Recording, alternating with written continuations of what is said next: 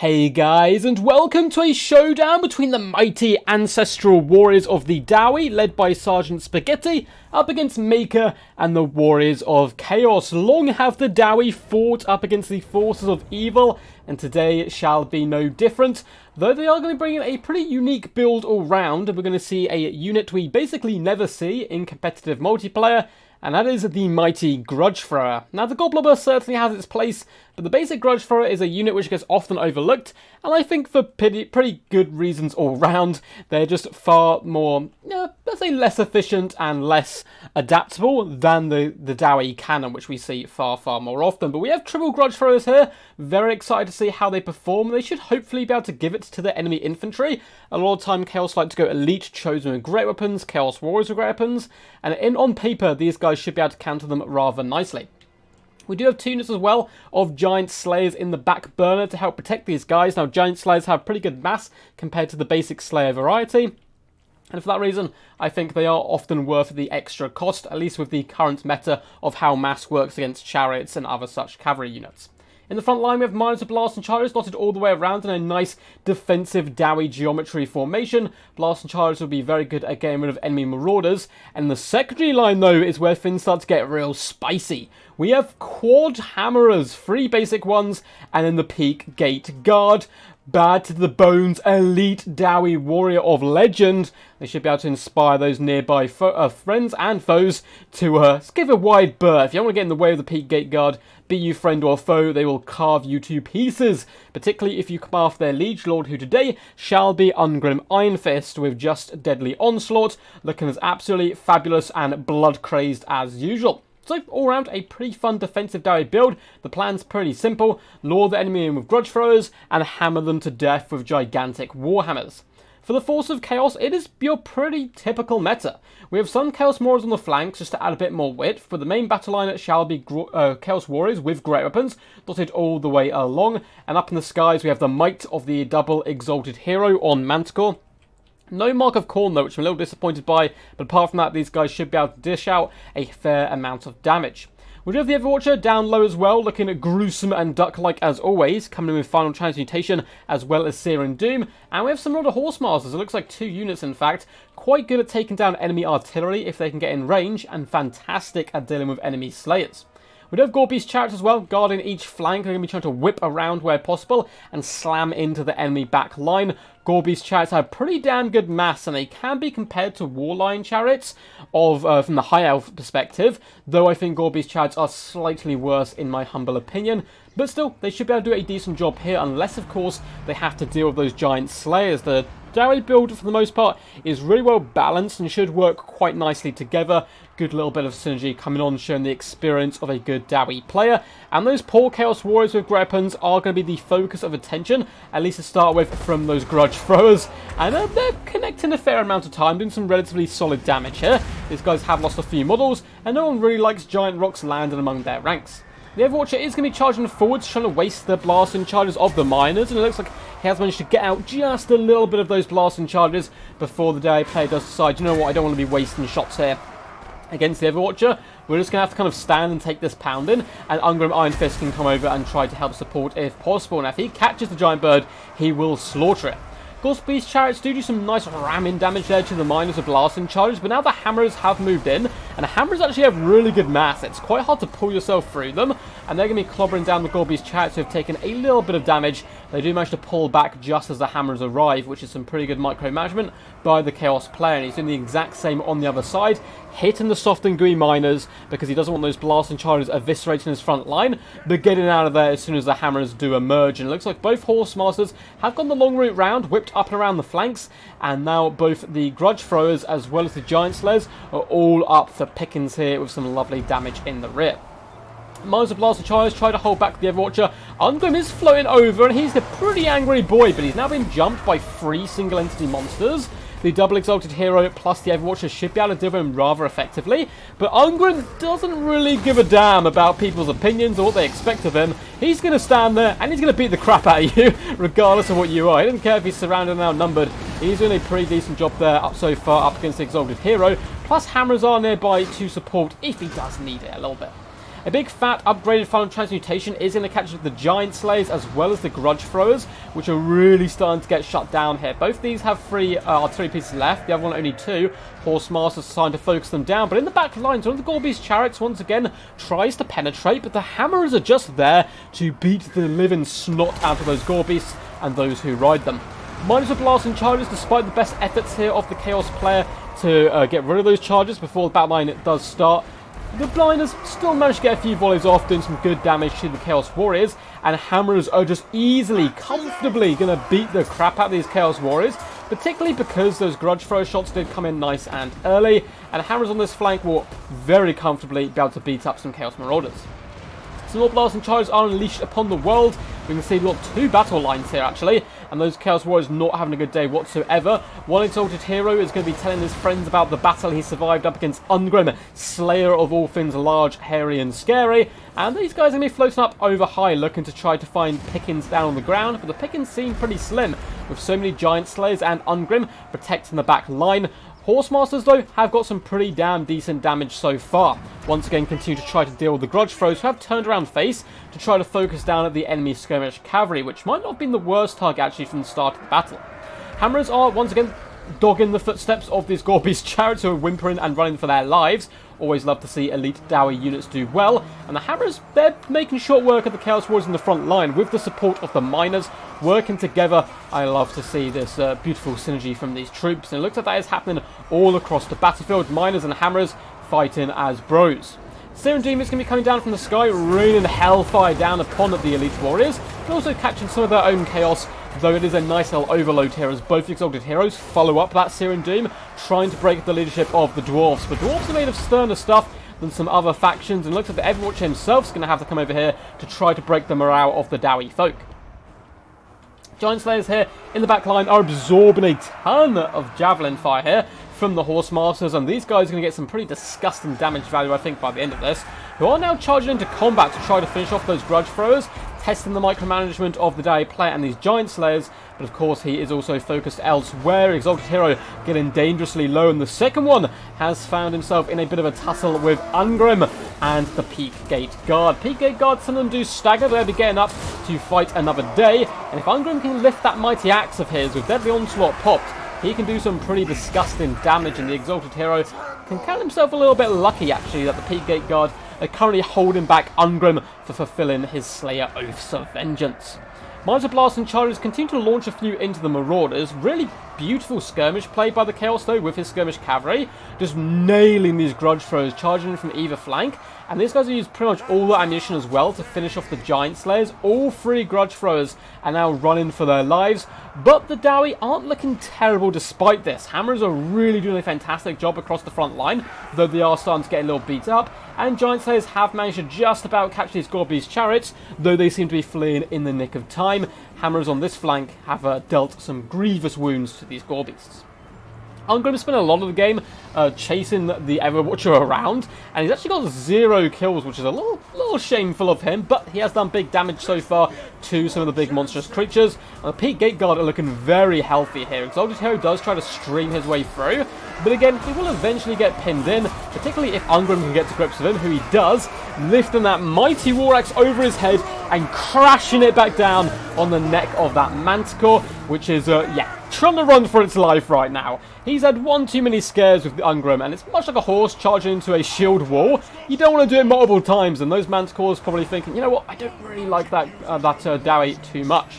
Serum Doom's going to come down, but well duped, as well as you can dupe with Dwarf. They're a little bit slow on the ground, so they do get caught there by Serum Doom, but for the most part, the damage was avoided. Ungrim didn't even bother retreat, and he's like, you know what, I'm surrounded by enemies, I'm in my comfort zone. Giant Slayers are nearby to support. They're trying to protect the back line now of this Dowie push because they know the Gorby's chariots are going to try to flood in. Likewise are the Horsemasters. So I quite like this play not forcing himself to commit those Giant Slayers too early, though they are being now used to push away chariots. Miners have rallied in the distance. Hammerers are currently fleeing for their lives, and a lot of the Dwarven forces are unlikely to come back here. And the Vultures are circling. The Horsemasters constantly crashing down, and this is a big problem with Dwarfs in the late game, is you just get cycle charged to your break, and it does take a lot to break a Dwarf. It's definitely hard work from the perspective of the cycle chargee, but it's a very good tactic. One thing they're probably not going to be able to cycle charge to death, though, are these giant slayers, who of course are unbreakable, and their liege lord Ungrim. And it seems like the Peak Gate Guard are continuing to fight here. They're bloody, they're tired, but the lust of battle is well and truly upon them now, and they're doing some pretty damn juicy work. Chaos Warriors done some good work back, but again, they're simply outclassed by the far more elite, age-old battle tactics of the Peak Gate Guard. We only have 38 kills though, which is a little underwhelming. Giant Slayers trying to hold the line as Horse Masters do crash in once more to their flank, but the Chaos Warriors are starting to break themselves. Ungrim up to an impressive 4 kills now, rather than his 0. Has been a pretty good bulk war to deal with those large Manticores and stop the main cycle charge presence of the Overwatcher and Manticores from really dishing out the pure damage that they normally would do. Horse Masters do disengage from the main fight, looking to maybe see off some of these re-emerging troops, the Hammerers and Miners, but at the same time, the Marauders are really struggling in the front line, so they're kind of needed over here. It's a tough decision for the Warriors of Chaos player to make, and it looks like he's been saving up for one big charge. In flood the cavalry, in floods a final transmutation, not overcast though this time, and the Peak Gate Guard are suffering. Down just 8 models and still fighting somehow. Look at that leadership, it's rising! Despite how low health they are at the moment. Other Hammers are running. It looks like most of the Giant Slayers have been dealt with, but Ungrim Iron Fist stands firm in a sea of enemies with his Slayer brethren, who did some pretty decent damage to these Horse Masters now. The Everwatcher is getting danger low health-wise, though the Peak Gate Guard down to just 5 models do decide, you know what? Maybe we're going to take a little bit of a stroll, take a little bit of a break, sip some Bugmans. We'll be right back, we promise. And they run in the wrong direction. Giant Slayers, Miners, Hammers have actually managed to rally once again around the Slayer King. Ungrim Iron Fist looking pretty happy with himself. Balance power is actually in favour of the Dwarfs, though the Horse Master is going to try and turn that around by just hammering into these loose units of Dowie, which is certainly a good way to play against the Dwarfs. You really need to push that balance power in your favour as much as possible, lower their leadership. When they get exhausted, then you kind of break them and force them off the field. I'm going to do a tiny bit of fast forward, and it looks like the Everwatcher is just going to dart out to the side, and then they're going to surround the Dowie folk once more. If there's a final transmutation, I think there's hope to drag down Ungrim, but if there isn't enough Winds of Magic, and we've already seen a lot of Winds of Magic used, I feel like the Slayers are going to hold firm with 8 Slayers, 21 Hammerers, which is certainly no joke. 15 here, and a real healthy Ungrim, at least for this stage of the battle. He has about a third of his health, compared to the Everwatcher, who's down to 1,600. And if you're on even health with the much smaller Dwarf here, then I think you're in a bad straits. But still, the Chaos player doing some good micromanagement and late game management, just trying to avoid Ungrim while still hitting these units of Hammerers, dragging Ungrim to one side of the battlefield before whipping around and punishing the Hammerers, who are currently terrified. Yet there are still more Hammers fighting and holding firm as the Everwatcher goes down to below 900 HP, and another couple of hits do manage to connect. Deadly Onslaught is popped on Ungrim, and it seems like he's not quite going to be able to fulfill his Slayer Oath of Dying, but he will be able to add a gigantic duck to that trophy cabinet. Well played to these lads. That was pretty disgustingly close all round, and was some really fun builds. I think Maker's build was much more along the lines of a very meta, good, competitive Warriors of Chaos build. Sergeant Spaghetti certainly try and one-off two things out with the Grudge Throwers, but they did drag in and kind of suck and pull in the Warriors of Chaos, and also save those Giant Slayers from the presence of the Horse Masters, who had to focus down the Grudge Throwers. We'll delve in to see the damage dealt and damage value of them and all the other units in just a second, but if you guys enjoyed, make sure to leave a big fat thumbs up on the video and comment down below. Who was your favourite character? Who was your MVP? What moment did you enjoy the most? Do you like Dowie? Do you like Chaos? What do you think of this matchup? Or simply just yell quack at me. I enjoy reading all those glorious comments. You can also subscribe to the channel to keep up to date with all the glorious Total War news, as well as when I drop videos and stuff, which is every day, so it certainly is worth subscribing. There are links down below in the description to my Patreon, where you can support the channel. You can also join my Discord down there, where you can submit replays. They may get cast on the channel. I say this quite a lot, but if your replays don't get on the channel, please keep submitting them. It's nothing personal. It's just I'm trying to find the right replays at the right time. You might send in some Dwarf replays, which are amazing, but I've already just cast, the mighty Sergeant Spaghetti up against Maker, so the Dwarfs are going to be taking a back seat for a while, and so forth.